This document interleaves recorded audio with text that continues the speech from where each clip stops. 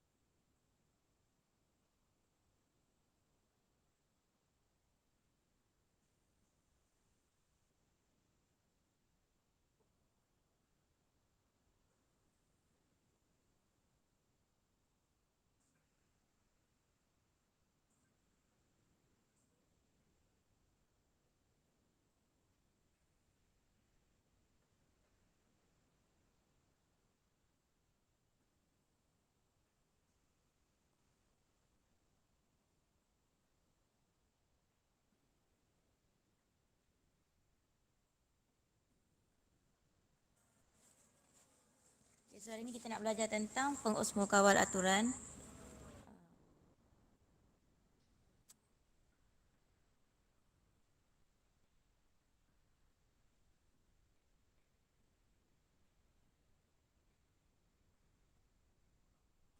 Okay, jadi saya harap sebenarnya awak dah adalah yang siapa-siapa yang membaca kan tentang benda ni sebab kita break lama hari tu.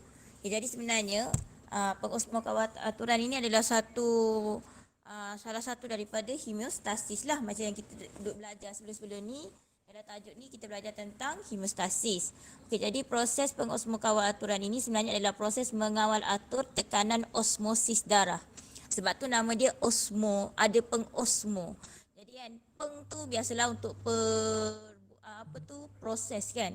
So sini pengosmo kawal aturan satu proses mengawal atur tekanan osmosis darah. Jadi dan juga bendali tisu lah. So dia akan mengawal atur, kalau ada tekanan osmosis kita tahulah dia berkaitan dengan air dan juga solut sebenarnya. Tapi solut dekat dalam sini dalam bahan terlarut. Dalam kes ini kita tak bahan terlarut kita hanyalah garam yang dia akan kawal atur. Okey, jadi dia akan kawal atur kandungan air dan garam, terutamanya NaCl tu kan, natrium lah di dalam badan kita. Okey, satu contoh hemostasis yang melibatkan mekanisme suap balik negatif. Okey, jadi bila dia buat mekanisme suap balik negatif, maksudnya akan ada masa dia terlebih dan dia akan terkurang lah kan. So kita akan tengok nanti. Merupakan satu mekanisme pembetulan yang akan mengembalikan tekanan osmosis darah ke arah yang normal. Ginjal menjalankan proses ini dengan menyelaraskan kadar penyerapan semula air dan garam mineral lah. So awak dah boleh imagine sekarang ni kat mana sebenarnya dia akan serap semula air dan dia akan serap semula garam. Okay, kenapa? Sebab kita dah tahu di mana air diserap semula dan di mana garam akan diserap semula di nefron kita sebenarnya. Okay, jadi kandungan air dan garam dalam plasma darah akan mempengaruhi tekanan osmosis darah lah. So penyerapan semula air dan juga garam ini sebenarnya dikawal oleh dua hormon. Yang pertama sekali untuk penyerapan semula air ia dikawal oleh hormon ADH, hormon antidiuretik yang dirembeskan oleh posterior kelenjar pituitary kita. Dan yang kedua adalah hormon aldosteron. Hormon aldosteron dia tak dirembeskan oleh kelenjar pituitary, tempat dirembesan kedua-dua hormon ini adalah berbeza. Satu di kelenjar pituitary untuk ADH, satu lagi untuk hormon aldosteron dia dirembeskan oleh kelenjar adrenal.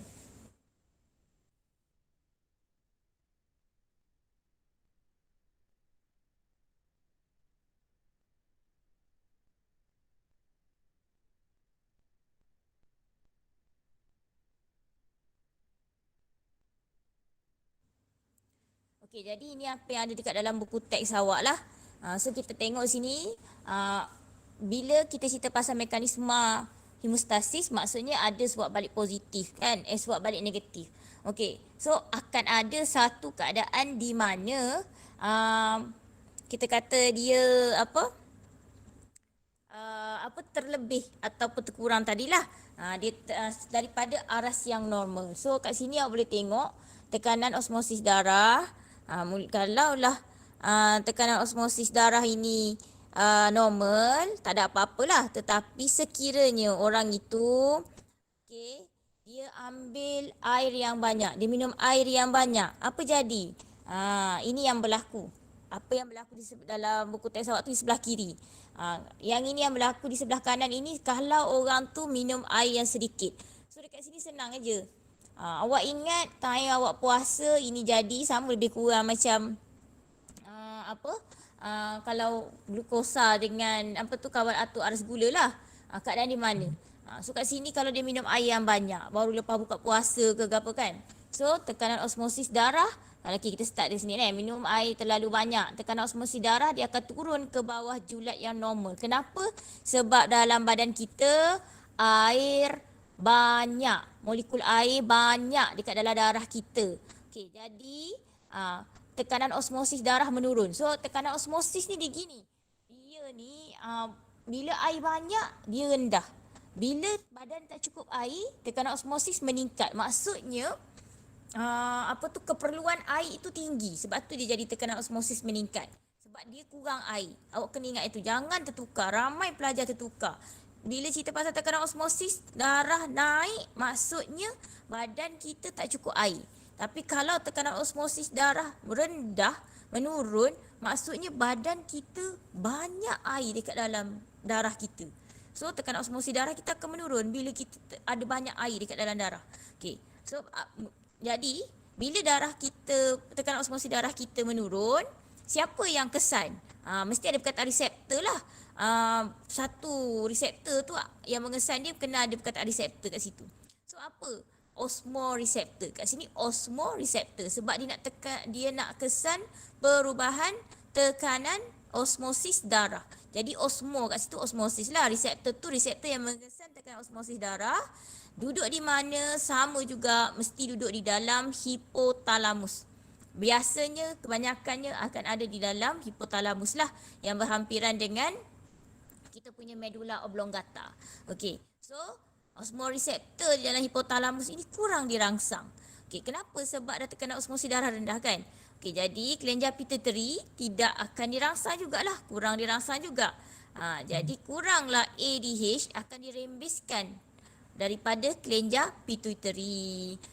Kelenjar pituitary kurang rembeskan hormon ADH.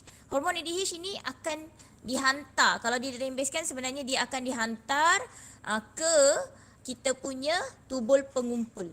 Tubul berlingkar distal dan juga ductus pengumpul. Dia akan dihantar ke situ. So sekarang ini apabila ADH tidak dihantar, kurang dirembeskan, maka kepekatan ADH yang ada dekat sekitar tubul pengumpul itu akan kurang. So dia menyebabkan tubul pengumpul kita dan juga tubul berlingkar distal kita tu kurang telap kepada air. Kurang telap kepada air itu maksudnya air tak boleh masuk lah, tak boleh merentasi dia. So air kalau merentasi dia maksudnya air akan diserap semula balik masuk ke dalam kita punya darah kita punya ni. Awak perasan sini Ini kita punya tubul berlingkar distal. Ini tubul pengumpul.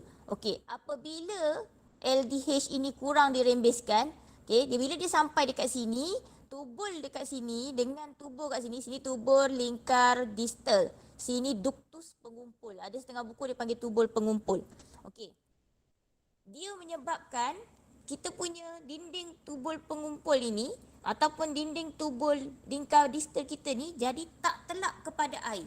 Bila tak telap kepada air daripada sini, kan dia datang di sini turun, naik, sini pusing. Air dekat situ jalan dengan clear. Masuk sampai dekat tubuh pengumpul. Lalu okey je. Dan akan dikeluarkan sebagai air kencing. Tetapi sekiranya Banyak ADH dirembeskan. Bila keadaan ADH banyak dirembeskan ni? Apabila minum air sikit ataupun kita tengah puasa. Sebab tu bila kita tengah puasa, kita jarak tak banyak lah kita kencing. Kalau hala ke petang-petang tu, biasa pagi tu mungkin banyak kita kencing. Kenapa? Sebab air dalam badan kita dah kurang. Bila air dalam badan kita dah kurang, tekanan osmosis darah dalam badan kita akan meningkat. Maksudnya badan kita kurang air, badan kita perlukan air. Jadi buat apa lagi kita nak buang air kecil? Kita akan simpan air dalam badan kita. Okey, sebab kita dah kurang air. Osmoreseptor dalam itu yang sepatutnya berlaku lah. Osmoreseptor juga akan mengesan lah ni. Kali ni dia akan dirangsang. Tadi dia tak dirangsang ataupun dia kurang dirangsangkan. Sekarang dia dirangsang. Okey, bila dia dirangsang, automatik kelenjar pituitari juga akan dirangsang. Kelenjar pituitari ini fungsi dia apa? Merembeskan hormon ADH.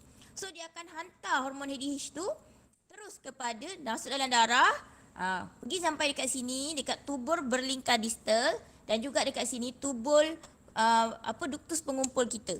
Dekat sini dia akan menyebabkan kita punya dinding tubul, kedua-dua tubul ini jadi telap kepada air. So dinding kita ni air boleh keluar, tembus. Pergi mana? Masuk balik dalam kapilari darah yang ada sekitarnya. Kat sini pun ada sebenarnya. Itu yang berlaku ni. So bila tubul pengumpul kita telap kepada air, air akan diserap masuk semula ke dalam kapilari darah yang ada di sekitar sini. Yang ini pun akan masuk balik dalam kapilari darah kat sekitar sini. So badan kita tadi kan kurang air. Jadi air, bila dah air diserap balik, kurang air kencing yang akan dirembeskan. Sebab air akan tak boleh, sikit je lah. Air yang ada akan terus meneruskan perjalanan sampai kepada urethra semua. Sebab banyak air telah pun diserap semula disebabkan oleh adanya hormon ADH dirembeskan. Jadi air kencing yang dikeluarkan oleh orang ini adalah pekat dan berwarna kuning sebenarnya. Air kencing lebih pekat sedikit dan warna dia kuning. Kalau tadi, kalau kurang ADH dirembeskan, air kencing, isi padu air kencing dia banyak, air kencing dia cair dan warna agak jernih. Itu yang berlaku sebenarnya. Faham? Okey tak? Boleh tak?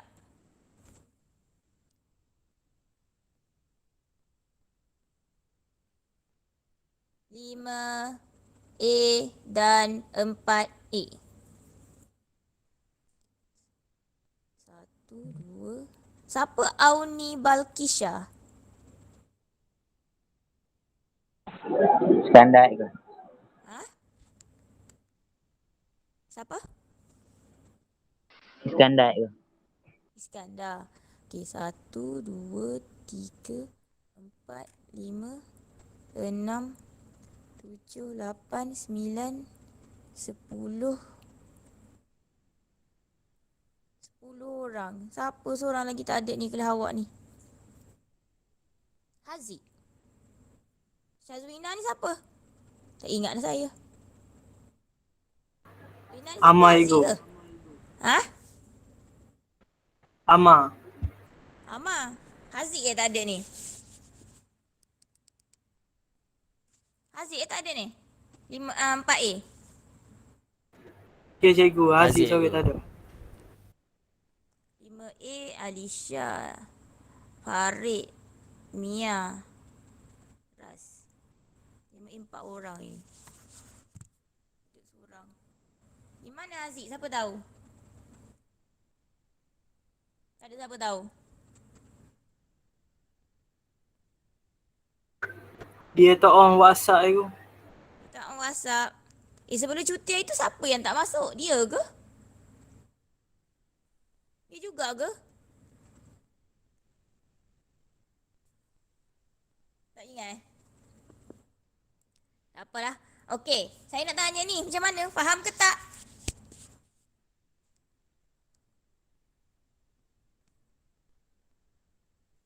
Tentang proses pengosmokawat aturan ni baru air tau. Belum lagi garam mineral. Sebab garam mineral tempat lain pula.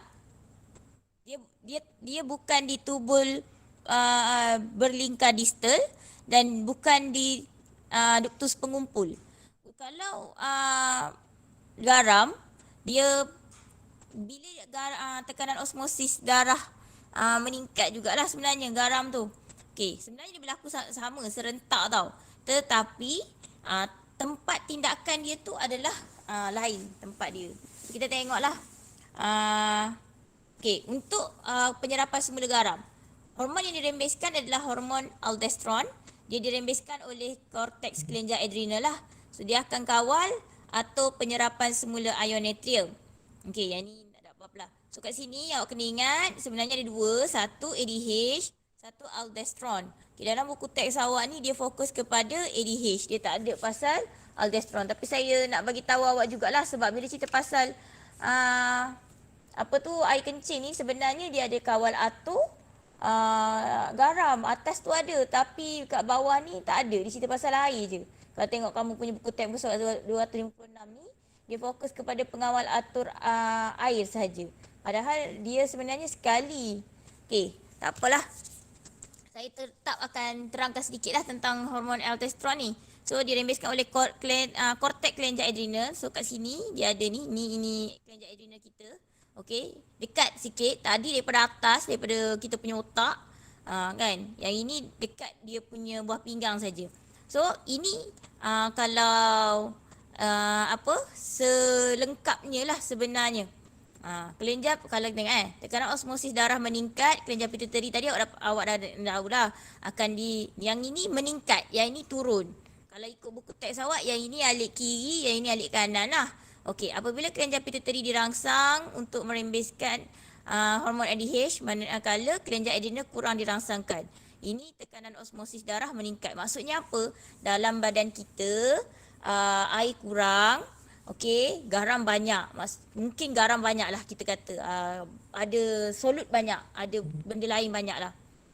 Okey, jadi tekanan osmosis darah akan meningkat. So, ADH akan dirembeskan oleh kelenjar pituitari. Siapa yang kesan kena ingatlah osmoreseptor lah kan. So, kelenjar pituitari akan merembeskan hormon ADH. Okay, hormon ADH ni akan dihantar sampai ke ginjal dan dia akan menyerap air lah. Masuk semula ke dalam kapilari darah. Kenapa? Sebab fungsi kelenjar ADH adalah untuk dia akan menyebabkan kita punya ductus tubul berlingkar distal kita jadi telap kepada air dan juga ductus pengumpul kita telap kepada air. Maka air akan masuk semula ke dalam kapilari darah. Okey. Apa yang berlaku bila ADH ini dirembeskan? Sebenarnya dekat sini. Tekanan osmosis darah turun. Bila tekanan osmosis darah turun, maksudnya dalam badan kita ada banyak air. Okey, dalam banyak air. Maksudnya selain daripada banyak air, solut dalam badan kita kurang. Garam dalam badan kita mungkin kurang. So jadi dekat sini kelenjar pituitari memang akan kurang dirangsangkan. Tetapi siapa yang dirangsang adalah kelenjar adrenal. Okay, kelenjar adrenal akan dirangsangkan dan dia akan merembeskan lebih banyak hormon aldosteron. So, kelenjar adrenal dekat kan? Dia akan rembeskan banyak hormon aldosteron masuk ke dalam kita punya tubul kita lah, dekat dalam kita punya ginjal. Okey, dekat kan? Sekejap je lah benda tu sampai. Okey, tapi dia bertindak di mana? Dia bertindak di bahagian kita punya tempat yang boleh serap garam. Mana kat mana? Siapa tahu?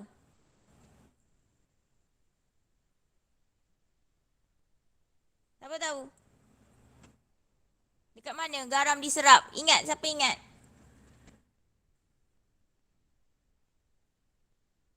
Tak ingat? Di mana garam diserap semula? Di kawasan mana? Ductus pengumpul ada tak?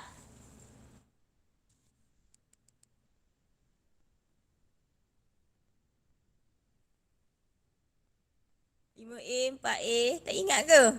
Sudah. Saya dengar tak dengar. Ada orang nyaut ke tidak saya tak tahu. Saya tak dengar.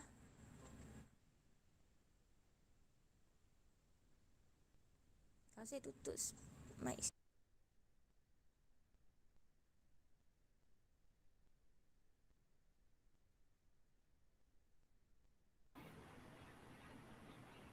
Awak dengar ke kalau saya guna mic laptop? Dengar? Dengar cikgu, Dengar dengar. tak? Ha?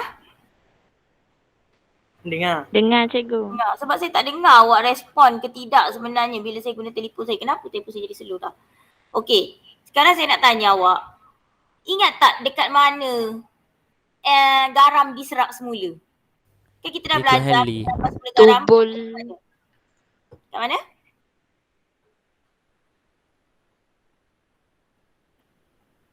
Ada dua tempat tau. Garam akan diserap semula. Tubul berlingkar distal. Cuba Liku berikan Henley. apa lagi? Ikut Henley. Liku Henley. Liku Henley tak naik ke turun? Liku Henley tu dia kena spesifik. Naik ke turun?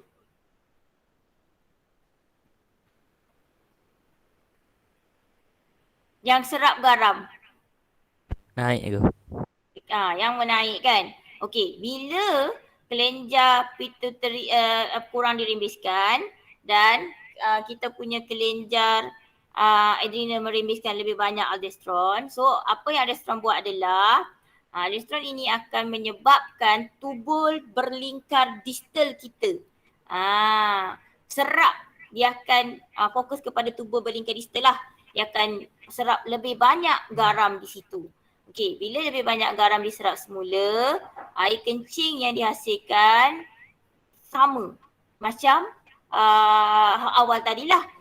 Kurang pula dah. Banyak air kencing akan dihasilkan sebab dia akan fokus kepada garam. Dekat situ, waktu yang sama, kita punya tubul berlingkar distal tak telap kepada air. Tapi dia akan serap lebih banyak garam. Kalau garam ada banyak dekat dalam kita punya air lah, cecair yang sedang melalui kita punya tubul-tubul tu. So garam akan diserap semula, natrium lah terutama sekali akan diserap semula masuk ke dalam darah kita kembali. Sebab kita fokus kepada ion natrium, garam dekat sini. Jadi ion natrium akan diserap semula masuk ke dalam darah, sekitar kapilari darah lah, sekitar kita punya tubul berlingkar distal. Okey, air akan jalan straight sebab tubul berlingkar distal kita tidak telap kepada air. Kenapa? Sebab hormon ADH kurang dirembeskan. So air kencing, dia sebenarnya boleh jadi air kencing tau.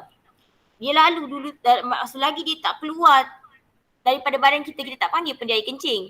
Dia adalah air lah, air. Air tu akan lalu straight pergi dekat tubul, dekat ductus pengumpul kita. Bila sampai dekat ductus pengumpul kita, barulah kita nak kata dia air kencing boleh. Tapi sebenarnya kita tak boleh nak panggil dia istilah air kencing lah. Cuma nak cakap air tu kemudiannya akan jadi air kencing. So air tu akan dikeluarkan lah dengan banyaknya. So air kencing yang cair dan banyak dihasilkan.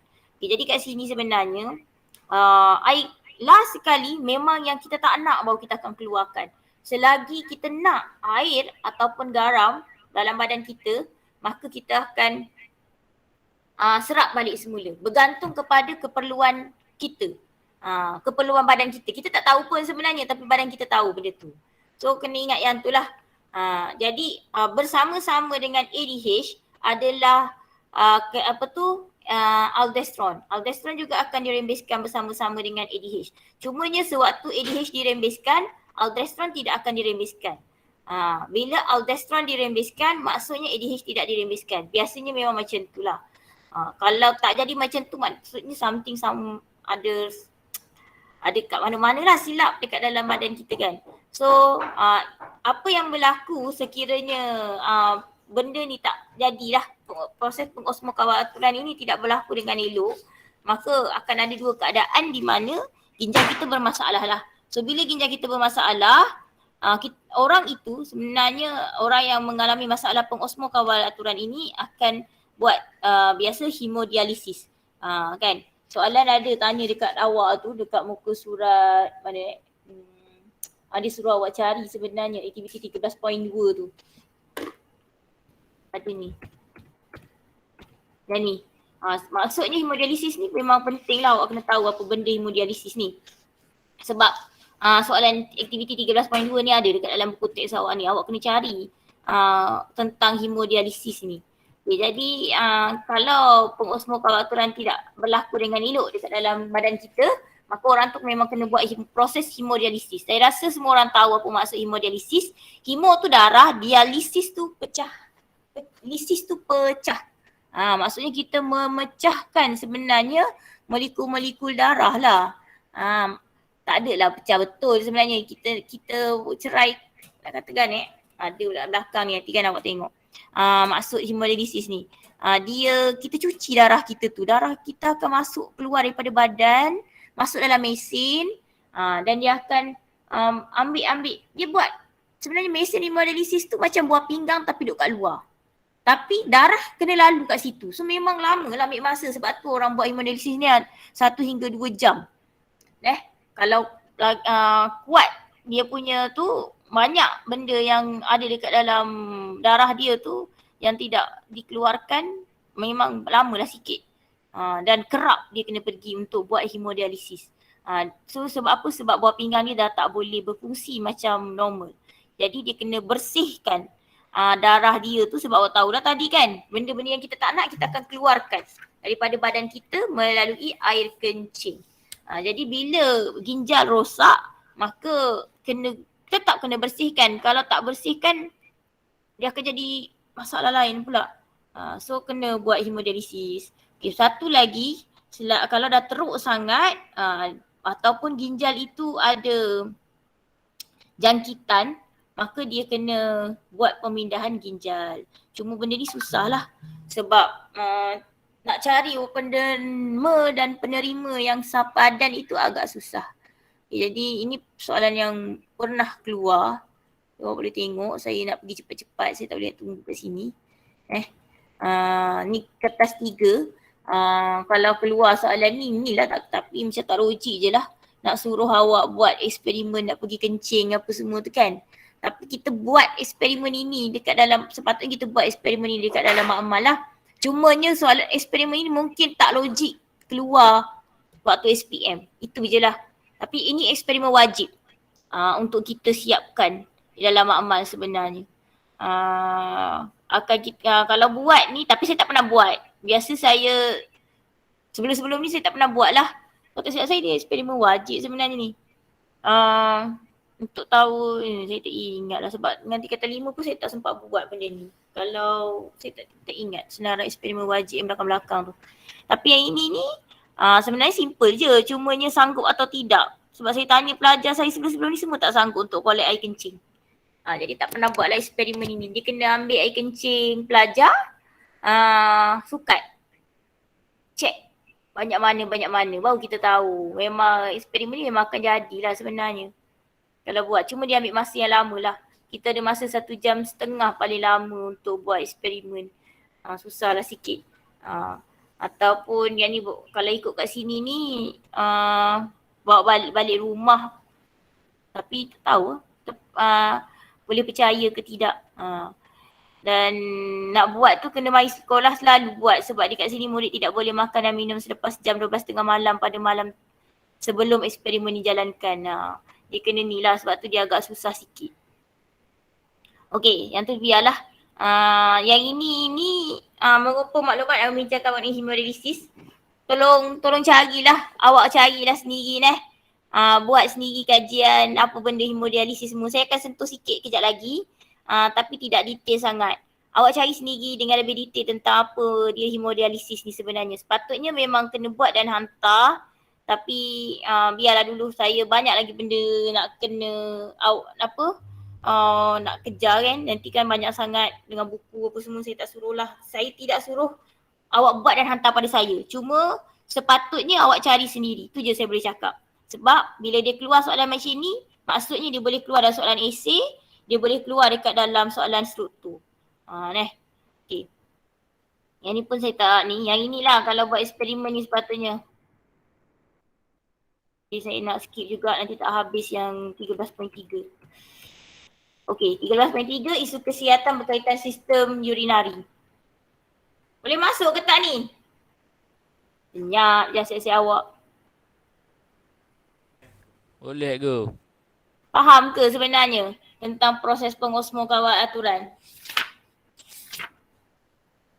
kena ingat tentang fungsi hormon ADH dengan aldosteron tu, walaupun aldosteron tak ada, awak kena ingat juga. Lepas tu kat mana dia berfungsi.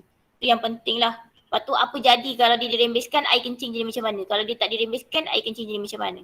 Okey. Saya harap awak boleh tengok balik, baca betul-betul supaya faham lah benda tu 13.3 isu kesihatan berkaitan sistem urinari. Yang ni macam yang siapa tanya itu kan pasal buah batu karang kan. Yang ini ni memang sebenarnya kebanyakannya yang kena batu karang ni ramainya lelaki lah. Tapi perempuan pun ada. Bukan tak ada, ada. Cuma kebanyakannya lelaki lagi senang nak kena. Okay. So mungkin disebabkan oleh jangkitan bakteria, disebabkan oleh penyakit ataupun ada kemalangan lah yang berlaku. So pesakit diabetes mellitus juga antara yang penyebab utamalah kegagalan ginjal, lepas tu ada tekanan darah tinggi lah. So dia boleh rosakkan glomerulus. Yang itu yang boleh buat sampai dia kena buat hemodialisis tu lah. Okey, yang kat sini ni kita nak fokus kepada pembentukan batu karang lah. Batu karang ni apa? Dia adalah ketulan keras yang terdiri daripada asid urik, kalsium oksalat ataupun hablokalsium fosfat. So awak kena ingat ni contoh batu karang. Cantik kan? Ada yang licin, ada yang bergerutu. Ini yang jumpa dekat dalam badan manusia ni. Awak sebenar-benar ni. Bukan yang jumpa dekat dalam laut ni. Ini memang batu yang sebenar. Awak boleh imagine lah. Besar kecil tu dia bergantung kepada berapa lama dah dia terkumpul sebenarnya. Dan pengumpulan dia ni bukan sekejap tau. Dia adalah hasil tuaian lah sebenarnya. Gaya hidup seseorang itu selama ini. So kita yang inilah macam sama dekat dalam buku teks awak kan. Batu kalsium, batu asid urik, batu sitis, yang ni lain sikit lah. Tapi kalau dalam buku teks awak tu dia ada 1, 2, 3. Ada 3. So kena ingat kan tu. Batu daripada asid urik, batu daripada kalsium oksalat ataupun hablokalsium fosfat. So itu akan sebenarnya membentuk batu-batu karang dekat dalam. Dia sama ada batu karang ni dia boleh kalau kat sini kan dekat saluran ni dia kumpul air dia kat sini ataupun dia boleh ada dekat dalam nefron pun ada, dekat tubuh pengumpul pun ada. Dan satu lagi batu karang ada dekat hempedu, tapi kita panggil dia bukan batu karang, kita panggil dia sebagai batu hempedu. Yang itu tu bahan lain pula dekat situ. So sebenarnya batu karang ini dia boleh menyebabkan urethra tersumbat lah. So bila dia tersumbat dia akan mengurangkan penghasilan air kencing. Okay, macam main mana sebenarnya? Dia disebabkan oleh pengumpulan. Inilah pengumpulan asid urik yang berlebihan ke ataupun kalsium oksalat ke, benda yang kita makan lah. Makan dan minum banyak-banyak sangat terlalu pekat sampaikan kita punya buah pinggang tak boleh nak nak tapis semuanya. Jadi bila dia berkumpul lama-lama, tiba-tiba je benda tu boleh berkumpul lama-lama kat mana dan dia lekat dekat situ, dan lepas start satu benda jadi, dia akan jadi makin besar. Jadi sebab itulah sebenarnya kita kena minum air yang cukup lah. Satu hari 8 gelas tu sepatut-patutnya lah air kosong kurangkan mengambil air yang bergula, semua-semualah. Dan satu lagi, kalaulah kamu makan suplemen, memang lagi banyak air yang awak kena minum. Sebab apa? Suplemen itu sebenarnya dia akan jadi kita kata bahan-bahan larut lah dekat dalam darah kita ataupun dekat dalam air dalam badan kita. So bila sekali benda tu akan pergi kepada buah pinggang untuk ditapis. Bila dah banyak, itu yang jadi batu karang. So itu yang berlaku lah sebenarnya. Kalau awak nak tengok, yang ni saya search dalam internet je. Punca penyakit batu karang ni pertama sekali mungkin disebabkan kurang air. Macam saya cakap tadi lah. So air kencing tu jadi banyak, ada kalsium, ada oksalat, ada asid urik, jadi dia akan mendak dan membentuk batu karang. Okay. Ataupun orang tu makan makanan yang bergaram terlalu tinggi, dan macam saya cakap tadi, dia bukan awak kerja buat 1 hari, 2 hari, sebulan, 2 bulan, tak. Dia ni makan tahun baru jadi macam ni sebenarnya. Okay, so garam masakan mengandungi kandungan nutrien tinggi. Pengambilan garam dalam kuantiti yang tinggi ni boleh menyebabkan pembentukan batu karang lah. So dia akan menyebabkan banyak kalsium masuk ke dalam air kencing, lepas tu tak boleh nak tapis. Kan sebenarnya nefron kita tu macam penapis kan kat glomerulus semua tu kan. So dia tak jadi. Okey, lemak omega 6. Makanan yang tinggi dengan bahan omega 6 seperti lemak haiwan dan beberapa jenis minyak sayuran juga boleh menyebabkan pembentukan batu karang ni lah. Lepas tu vitamin C. Macam saya cakap tadi lah suplemen kan. Tak boleh. Dia dah ada dah berapa mg je yang patut kita ambil setiap hari. Kalau awak jenis yang memang suka makan dah buah-buahan, tak perlu sebenarnya awak nak ambil vitamin C daripada suplemen. Sebab vitamin C dekat dalam buah-buahan tu pun dah cukup. Jadi kalau awak suka makan vitamin C, makan sayur-sayuran pun ada yang kaya dengan vitamin C walaupun dia tak masam. Jangan ingat vitamin C ni hanya ada pada buah yang masam saja, tidak. Macam contoh pucuk ubi kaya dengan vitamin C. Padahal pucuk ubi tu dia tak masam pun. So kat situ awak kena tengok. Tak semestinya buah itu masam dia kaya dengan vitamin C, tidak. Awak boleh cari dalam search dalam internet makanan apa yang kaya dengan vitamin C. Kalau dah banyak awak ambil dekat situ, tak perlu dah awak ambil sebenarnya suplemen vitamin C ni. So kalau lah banyak ambil, jadi boleh jadi benda lain pula. So ini awak tengoklah vitamin C yang diambil dengan tujuan kesihatan akan diuraikan dalam tubuh badan lah. Tetapi selain manfaat, dia juga akan menyebabkan oksalat ini terkumpul. Dan dia keluar melalui air kencing tapi dia tak habis. Itu yang melekat dan sekali jadi batu karang. Terlalu banyak. Kandungan dia memang terlalu banyak lah. Biasanya benda-benda ni banyak. Asid urik tu banyak sangat. Pekat. Sampai pekat lah. Bila dia pekat dia mendak. Dia macam tu. Awak imagine longkang lah.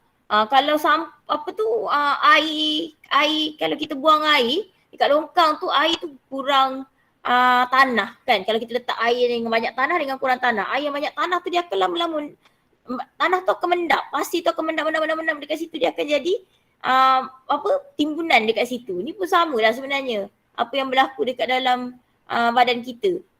Bukan saat kalau lemak dia jadi benda lain, yang ini batu karang punca dia lain. Tapi konsep dia sebenarnya lebih kurang sama. Okay. Lepas tu ada juga disebabkan oleh penyakit lah. Penyakit metabolik ni. Tu masalah kesihatan yang ni bukan disebabkan oleh cara gaya hidup dia. Tetapi penyakit kan. Okey, yang ni samalah. So awak boleh tengok dah sini.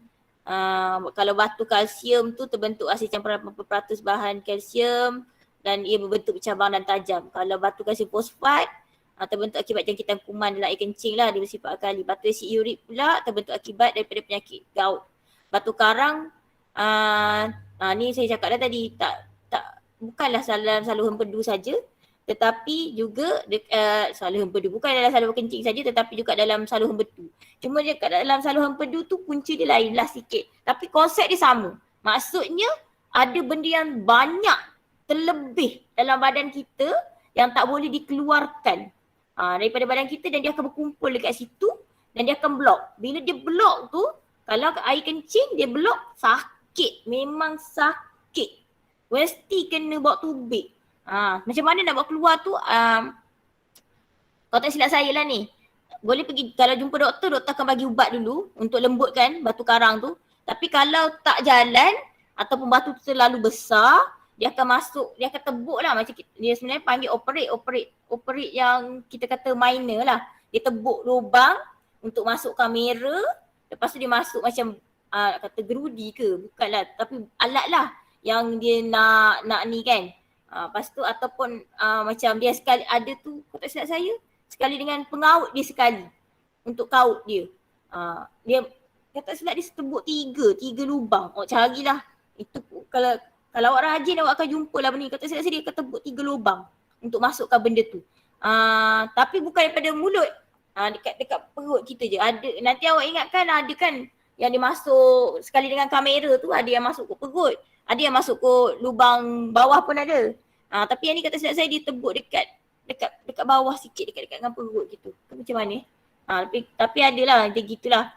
Awak cari dalam internet untuk detail, sebab saya bukan doktor.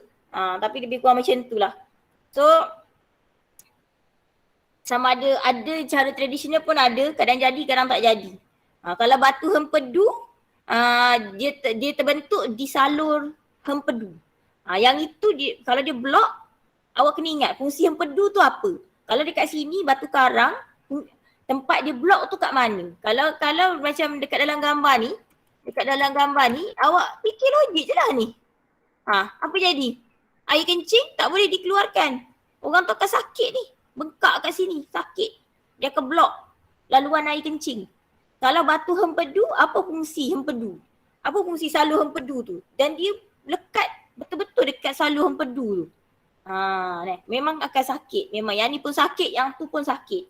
Tapi fungsi dekat tempat batu hempedu tu akan jadi, dia macam ni lah. Kesan batu karang terhadap kesihatan ni kan. Kalau dia kata batu karang dalam ginjal, so jadi lain. Tapi kalau batu karang tu dalam hempedu, kesan dia jadi lain.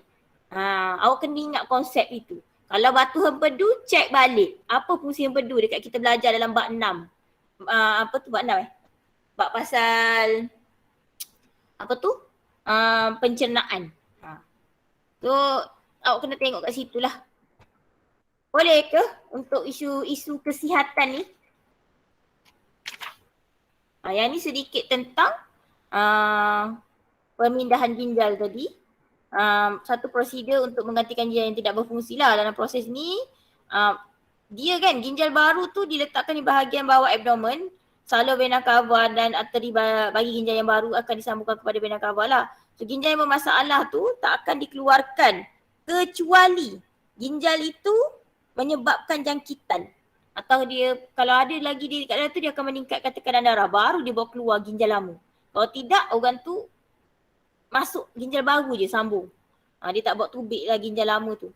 Kecuali ada masalah dengan ginjal lama tu yang boleh memudaratkan kesihatan dia. So kat sini hemodialisis ni saya bagi tahu sikit lah, yang lain awak cari sendiri. Dialisis ni dialisis maksudnya pemecahan molekul-molekul lah daripada molekul yang lebih besar dengan membenarkannya meresap melalui membran separa telap.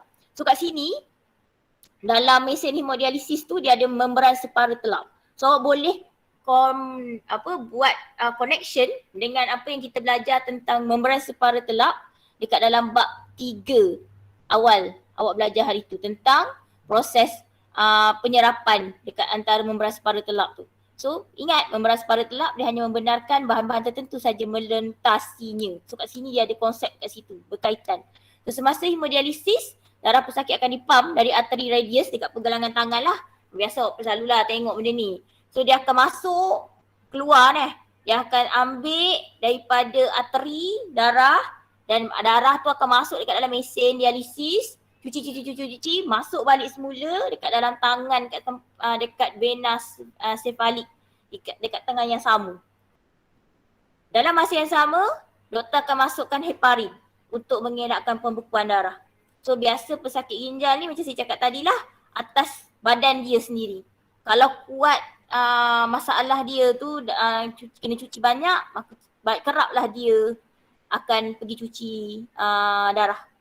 2 atau 3 kali seminggu. Dan lama selama 4 jam dan sakit sebenarnya sebab kita buat tubik darah, masuk dalam mesin, kita masukkan balik darah ke dalam badan kita. Sakit. Jadi sayangilah ginjal awak. Jangan makan tak khabar. Beringatlah. Dalam Islam pun cakap berpada-pada dalam semua benda yang kita buat. So beringatlah kat situ. Sebab dia bukan awak makan, awak sekarang muda lagi, baru 16 tahun, baru 17 tahun. Memang bukan sekarang. Kalau kena bukan sekarang. Kena nanti bila kita dah tua. Umur kita panjang, kita dah tua. Jadi beringatlah tentang masa depan kita. Itu je lah saya boleh cakap. Sama juga dengan persediaan awak di hari hadapan nanti, di masa depan. Kalau awak tak usaha sekarang, dan tak kisahlah dekat dalam belajar ke, dekat dalam apa sekalipun, kalau awak tidak berusaha daripada sekarang, kita tak tahu masa depan kita macam mana. Jadi sepatutnya kita prepare daripada awal lah. Kebarangkalian apa yang akan berlaku tu kan. So kita kena beringat lah. Jadi, sama lah sebenarnya dalam kehidupan, dalam belajar, So, jangan sia-siakan hidup awak lah supaya awak tidak menyesal kemudian hari. Saya dah pernah bagi tahu dah dekat pelajar saya tak ingat saya dah pernah bagi tahu kat kelas ni ke tidak. Saya jadi cikgu kelas, sekarang tak lah. Biasa dulu-dulu semenjak saya balik Kelantan, saya mengajar dekat SMK Ketereh ni, saya tak pernah tak jadi cikgu kelas dan saya selalu jadi cikgu kelas cikgu kelas tingkatan 5. Saya tak pernah jadi cikgu kelas tingkatan lain.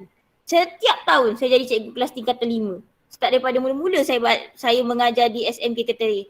Dan saya jadi cikgu kelas daripada kelas yang rendah, hujung, sampailah ke kelas yang nombor 1. Saya pernah jadi cikgu kelas. Dan bila saya jadi cikgu kelas, maksudnya saya lah yang akan memberikan result peperiksaan kepada pelajar saya waktu dia ambil result. Dan saya dengar macam-macam dekat meja tu bila menunggu pelajar mari ambil result. Hari ambil result tu saya jumpa macam-macam keadaan. Dan saya nak ingatkan awak, tolonglah jangan tahun 2020 taklah kan, sebab pelajar calon 2020 dia ambil result sendiri kat rumah bersama dengan mak ayah. Janganlah jadikan masa itu masa yang awak tak nak kenang. Jadikan masa itu masa yang paling, antara masa yang paling awak akan kenang. Sebab apa? Masa macam ni yang mengembirakan awak. Jangan jadikan dia sebagai masa yang awak tak nak kenang dalam hidup awak. Kenapa? Sebab apa yang awak buat sekarang, hasilnya adalah nanti SPM. Awak duduk kelas A tau, awak bukan duduk kelas hujung-hujung. Kalau awak duduk kelas hujung-hujung tu tak apalah. Tapi itu pun yang saya dengar, yang paling saya tak boleh lupa, waktu tu saya tak jaga kelas, saya duduk kelas tengah-tengah saya rasa. Kiri kanan saya pun kelas tengah-tengah. Maksudnya mungkin saya tak ingatlah kelas mana, tapi saya ngajar kelas tengah. Tapi dia cakap macam ni, sia-sia je aku ngaji selama ni daripada umur 6 tahun sampai umur 17 tahun, 1A pun tak boleh. Pelajar sendiri cakap dekat saya senyap je lah nak cakap apa. 1A pun tak boleh. Awak nak ke jadi orang macam tu? Janganlah. Dan jangan jadikan masalah COVID ini sebagai satu kesusahan kepada awak untuk belajar. Awak tahu tak, kalau dulu tak ada ni kelas malam macam ni. Kelas kat sekolah saja. Ni cikgu tanya awak nak masa mana belajar. Macam 5A ni saya buat kelas 4A malam nak suruh 5A masuk sekali. Kok-kok nak belajar ke apa-apa. Tapi berapa orang yang ambil peluang itu? Fikir-fikirlah sebenarnya. Yang join ni alhamdulillah syukur. Yang tak join tu saya tak tahulah, kelas biasa pun tak join. Ini kan pula kelas yang macam ni kan. Ingatlah, kita kita di masa depan adalah kita yang corakkan sekarang. Tu jangan menyesal kemudian hari.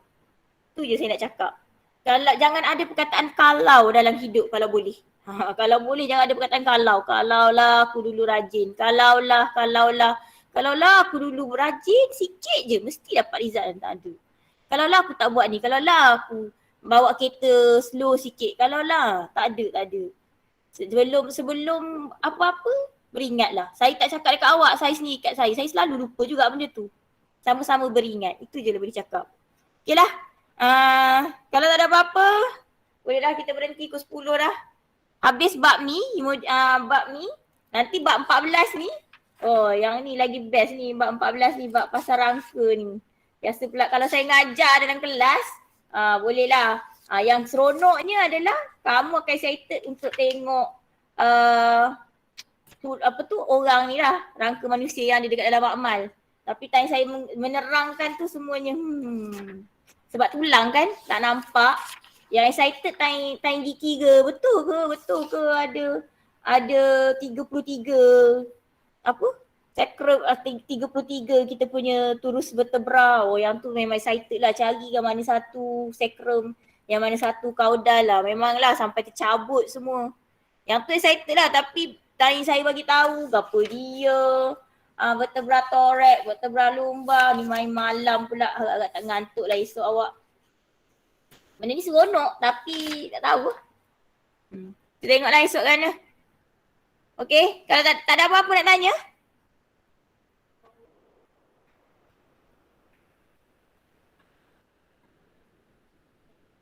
Ada apa-apa nak tanya ke? Tak ada cikgu. Ada. Terus sebenarnya berapa orang kita ni? Hari ni 17. Saya ada 2. 15 orang. Kelas 5A, kelas 4A. Tak cukup seorang hari ni kan? Haziq memang tak masuk deh.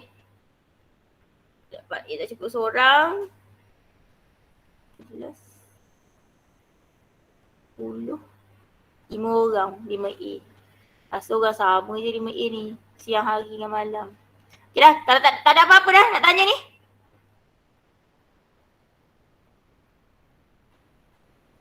Tak ada. Kalau tak ada, tu kamu boleh baca doa lah. Dan boleh live lah bila dah siap baca surah Wal-As dan Tasbih Kifarah. So semoga kita boleh jumpa lagi esok malam. 5A pun join esok malam insyaAllah. Okay, kalau tak ada apa, Assalamualaikum. Terima kasih cikgu. Terima kasih cikgu. Sama. Terima kasih, cikgu. Sama.